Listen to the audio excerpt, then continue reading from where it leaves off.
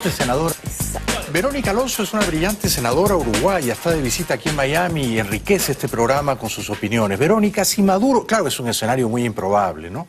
Pues tú estás en la oposición en Uruguay al gobierno de Tabaré, pero si Maduro te dijera, ¿qué hago, Verónica, para salir de esta crisis? ¿Qué le dirías? Que respete al soberano. Primero que nada, que respete al pueblo venezolano. Y eso supone convocar elecciones. Eso supone ir a elecciones libres, independientes, con garantías. Y eso le daría por lo menos un mínimo de dignidad a esto que está haciendo. Y le diría también lo que le dijo aquella vez, en este caso a Chávez. ¿Te acordás de aquella frase del rey Juan Carlos cuando dijo, ¿por qué no te callas? Bueno, hoy le hubiera dicho, ¿por qué no te callas? Sería muy atinado decírselo. Ahora, la última vez que votaron los venezolanos fue diciembre de 2015, hace año y medio, ¿no? 2/3 votaron por la oposición, pero 1/3 votó por el chavismo. El chavismo está representado en la Asamblea Nacional. Maduro cometió un error al no ir a un referéndum revocatorio, que además es una figura que a Chávez le encantaba, que Chávez introdujo en su constitución. Pero Chávez, bueno, yo creo que habían diferencias enormes. Enormes, ¿no? Sí, claro. Enormes. La diferencia, entre otras cosas, es que Chávez iba a elecciones. Le gustaba, ¿no? Y se medía en las elecciones. Porque sabía que podía ganarlas. Sabía que podía ganarlas y podía tener el respaldo. Y así aún no ganándolas, igual decía que ganaba. Sí, cierto. Sí, si las perdía, las convocaba de nuevo. Claro, las volvía. Sí. Entonces, había una diferencia muy grande. Había una diferencia de carisma, de capacidad. Maduro también sabe que si convoca elecciones pierde, porque eso fue lo que pasó cuando yo estuve también en diciembre en las elecciones legislativas. Ah, volviste a Venezuela en diciembre de 2015. Y te digo, Jaime, esa vez sentí miedo yo. ¿Por qué? Porque acompañé en aquella oportunidad el día, yo pedí que quería recorrer algunos de los barrios más difíciles, más chavistas. Y recorrí, incluso fui con uno de los diputados. ¿Sentiste que estabas en peligro, tu integridad física? Definitivamente. Sí. En Venezuela, mirar el proceso venezolano con mis ojos a veces es muy difícil, ¿no? Venir de un país donde existe el diálogo, donde podemos convivir a pesar de las diferencias. En Venezuela se vive un proceso, ¿no?, tan polarizado de amor, odio, donde además se imparte el odio desde la clase gobernante. Entonces, cómo eso se traduce en las calles es matándose. Y recuerdo caminando, acompañando a este diputado, se le acerca alguien y lo increpa con un arma en su panza, en su estómago, diciéndole que lo iba a quemar. Y yo dije, estamos en un día de elección, en un proceso cívico, y en ese mismo momento los colectivos, que ahí me aprendí lo que eran los colectivos, ¿no? Este grupo... Son grupos paramilitares. Paramilitares, pero además formados con las FARC colombianas, milicias cubanas. Terrible. Tirando tiros hacia el aire, amedrentando a la población. Incluso así, la población se expresó y el pueblo habló fuerte y claro ese día, a pesar de que hoy tenemos... Pero qué grotesco, ¿no? Y tú como senadora, como observadora internacional, y estos colectivos chavistas haciendo aspaviento de sus armas. Ahora, yo pienso en las dictaduras más recientes en América Latina. Pinochet llamó a un plebiscito. O sea, le preguntó al pueblo, ¿me quedo o me voy? El pueblo le dijo, te vas, ¿no? Fujimori hizo fraude el año 2000 y fue insostenible, tuvo que renunciar, ¿no? Pero las dictaduras modernas, no hablemos ya de los militares en tu país, o en Argentina, o en Brasil, porque eso nos remonta a los 80, ¿no? 30 años atrás, pero pienso en las últimas dictaduras de la región. No hay manera de salir de ellas sin convocar a una elección, ¿verdad? Ya no puede ocurrir un golpe militar clásico, convencional. Yo no creo que los militares en Venezuela, que ese es otro análisis que tiene que estar arriba cuando uno analiza el tema del proceso venezolano, y es el poder militar, ¿no? Pero también los militares yo creo que están evaluando y analizando, ¿no?, de qué lado de la historia van a quedar. Más vale, ¿no, Verónica? Claro. Yo creo, y yo no creo, quizás me estoy equivocando, no soy venezolana y tengo mucho respeto por los venezolanos y por eso también estoy acá y levanto mi voz frente a esta situación. Seguro. No creo que los militares quieran dar un golpe, ¿no? A la antigua. Eso, como pasaba en esto que tú decís, en estos procesos dictatoriales de otras épocas. Exacto. Creo que van a buscar observar, en algún momento van a intentar, creo yo, separarse de esta situación hasta que no encuentren un respaldo.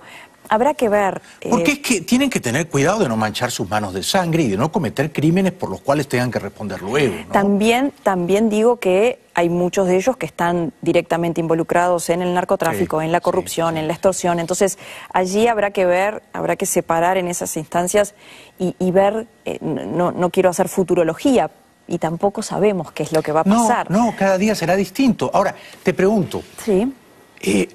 ¿La oposición debe salir a las calles todos los días? ¿Resistirá?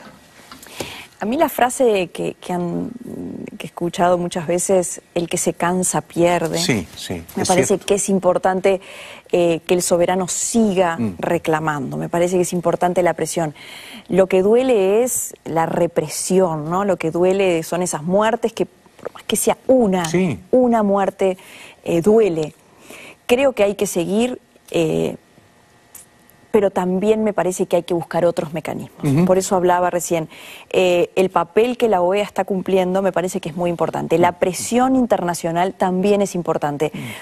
Ahora, la aplicación de la Carta Democrática, si es solamente una suspensión económica, y yo qué sé, creo que eso no va a traer más que más pobreza al pueblo venezolano. Sí, yo no estoy seguro de que eso funcionaría, porque además le daría a la dictadura el argumento de que nos están agrediendo, nos quieren invadir. La victimización, ¿no? El ser víctima del imperialismo. Exacto. De todas maneras, creo que la activación de la Carta tiene que ver, o la suspensión puede ser efectiva en tanto y en cuanto se haga un proceso que sea apertura del canal humanitario, liberación de los presos y elecciones, ¿no? Elecciones. Y hay que insistir en ese proceso.